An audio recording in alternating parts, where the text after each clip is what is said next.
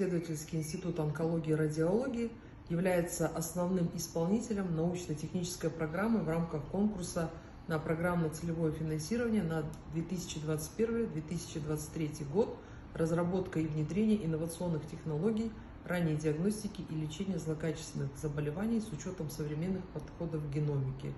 Нами будут разработаны и внедрены программы ранней диагностики и лечения рака легкого, желудка, яичников, шейки матки, колоректального рака, острых лейкозов у детей, экстрагонадных герминогенных опухолей на основе генетических маркеров опухоли, что позволит увеличить эффективность противоопухолевого лечения, выживаемость больных, повысить качество жизни больных при снижении затрат на лечение. Научно-техническая программа, в рамках которой работает Институт онкологии и радиологии, называется «Разработка и развитие инновационных технологий ранней диагностики и лечения злокачественных новообразований с учетом современных подходов в геномике». Сроки реализации нашего проекта 2021-2023 годы. Руководителем проекта является наш председатель правления Кайдарова Диляра Радиковна, доктор медицинских наук, профессор, академик Национальной академии Республики Казахстан. Соисполнителями нашими являются акционерное общество «Научный центр педиатрии и детской хирургии», кафедра онкологии Казахского национального медицинского университета имени Асфендиярова, Алматинский онкологический центр, Атырауский онкологический центр, Центр ядерной медицины и онкологии города Семей и многопрофильный центр онкологии и хирургии города Усть-Каменогорск. То есть задачи проекта осуществляют не только сотрудники института, но и сотрудники региональных онкологических организаций. Проект очень масштабный и захватывает очень много направлений. Всего было 49 докладов. Это на конец 2022 года. Опубликовано 22 статьи, 13 тезисов, оформлено 16 актов внедрения, и мы продолжаем работу по подготовке статей, по получению патентов и всего остального. Добрый день, дорогие друзья! Сегодня проводится эндоскопическое исследование пациентки 52 лет в рамках программы целевого финансирования, которая проводится на базе Казахского НИИ онкологии и радиологии. Наша тема называется «Хромоэндоскопия в ранней диагностике опухолевых заболеваний желудочно-кишечного тракта, именно желудка». Сейчас вы видите начало данного исследования. Наш врач-эндоскопист проводит обычную, рутинную эндоскопию. Принципиальное отличие нашей методики от рутинной эндоскопии в том, что мы применяем методику хромоскопии, когда на слизистую желудка вводится красящее вещество метиленовая синь, которое позволяет с большей вероятностью и обладает большей разрешающей способностью при выявлении даже ранних форм рака желудка, небольших опухолей небольших размеров. И результаты оцениваются и градуируются по 8 позициям от предопухолевых заболеваний до рака желудка. Мы провели уже около 3000 исследований. В конце этого месяца мы дадим окончательные результаты по набору материала. И первичный анализ материала показал значительное превосходство данной методики над обычной тривиальной рутинной эндоскопией, поскольку выявляемость опухолевых, предопухолевых заболеваний с применением хромоскопии значительно превышает рутинную эндоскопию. В данном исследовании участвуют пациенты старше 50 лет, поскольку пик заболеваемости рака желудка приходится на возраст 55 и выше. После выделения ДНК нужно проверить качество нуклеиновой кислоты. И вот, это старый приборчик, уже он такой более простой, для более рутинных исследований. И вот такой приборчик, это спектрофотометр, вот его купили именно в рамках ПЦФ. Он предназначен для того, чтобы проверить качество ДНК, вот перед секвенированием, например.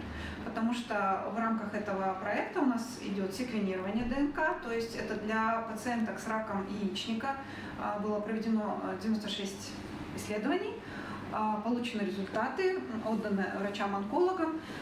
Результатом такого анализа является развернутый такой документ, вот он, кстати, лежит, я вот здесь положила, где прописаны все как бы обнаруженные мутации, вот он, видите, да, такой, прям это на каждый пациент такой. Все мутации, которые обнаружены, но если не обнаружены, то пишется, что не обнаружены. И тут вплоть до всех возможных вариантов терапии расписаны по разным, скажем, стадиям, да, и вплоть до клинических исследований, которые ведутся по всему миру, и в принципе, может быть, некоторые пациенты могли бы в них войти. Вот этот большой аппарат – это автомат для скрининга. Почему он большой? Потому что он, в общем-то, заменяет очень большую часть ручной работы лаборанта. Вот. Значит, уже проведено 1250 исследований, и на этот год еще 350 запланировано. Именно почему автоматы ставят? Потому что скрининг – это очень массовое исследование. И если там все руками делать, то, во-первых, это будет очень долго, а во-вторых, большой человеческий фактор сразу. Вариант, возможность ошибки, вот такого всякого.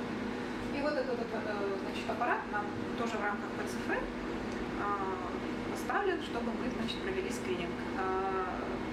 Скрининг на вирус папиллома человека – это единственный вирус, который является доказанной причиной рака шейки матки.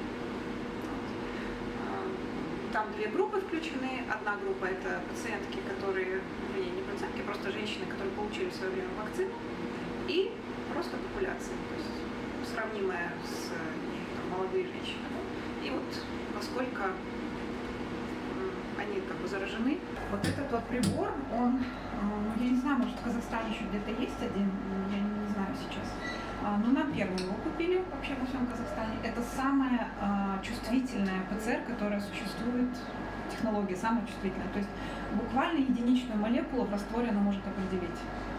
Вот. Для чего это нужно? Потому что в онкологии действительно есть такие задачи, когда, например, врачи не могут при некоторых локализациях взять тканевую биопсию, то есть кусочек ткани не могут взять, где-то опухоль в неудобном месте расположена, и значит, невозможно анализ провести. Тогда проводят жидкостную биопсию, то есть просто берут кровь.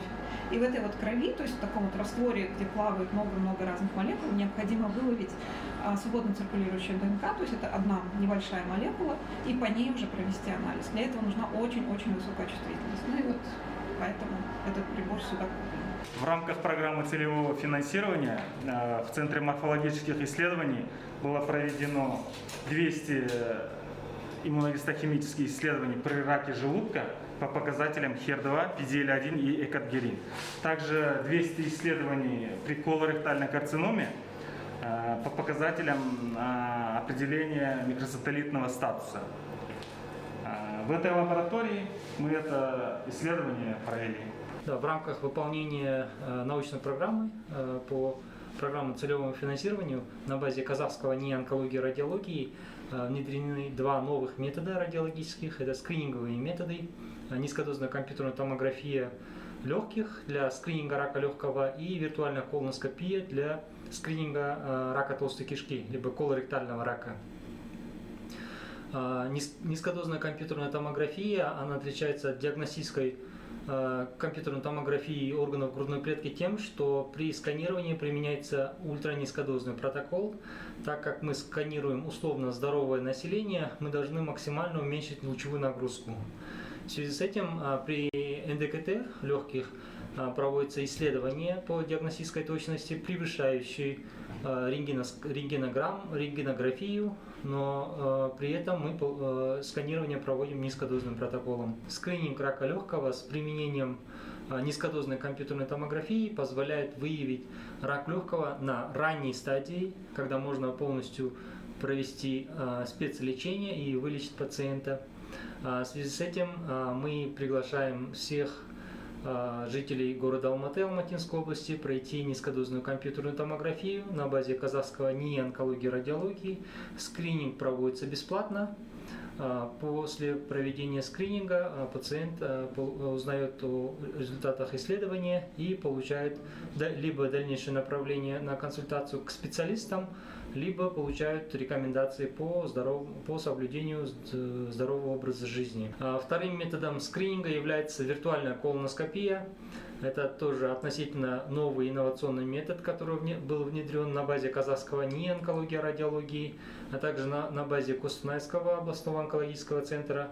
В Северо-Казахстанской области также проводится в больнице медицинского центра управления делами президента. И мы также внедрили исследования в Западном Казахстане, в онкологическом центре. Данная методика имеет ряд преимуществ перед эндоскопической колоноскопией, но при этом эндоскопическая колоноскопия является золотым стандартом в диагностике заболеваний толстой кишки. Виртуальная колоноскопия, она применяется в тех случаях, когда невозможно провести колоноскопию по определенным противопоказаниям медицинским. Также, так как методика безболезненная и более комфортная, она может быть проведена пациентам, пожилым пациентам, которые отказываются от колоноскопии. Либо виртуальная колоноскопия может быть применена в тех случаях, когда колоноскопию невозможно завершить в связи с невозможностью проведения тубуса дальше, определенного суженного, патологически суженного участка просвета, либо по другим показаниям. Виртуальная колоноскопия по информативности дает такие же показатели, как эндоскопическая колоноскопия, но необходимо помнить о том, что если при виртуальной колоноскопии мы выявляем полипы, то мы их отправляем на эндоскопическую обычную колоноскопию.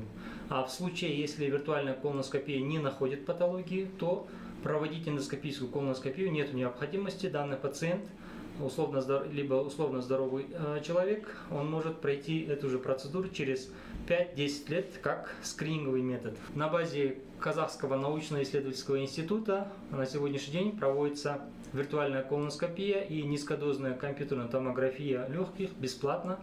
Поэтому все желающие и все жители города Алматы и Алматинской области, которые подходят нашим критериям, могут записаться и пройти эти исследования бесплатно на базе Казахского научно-исследовательского института онкологии и радиологии.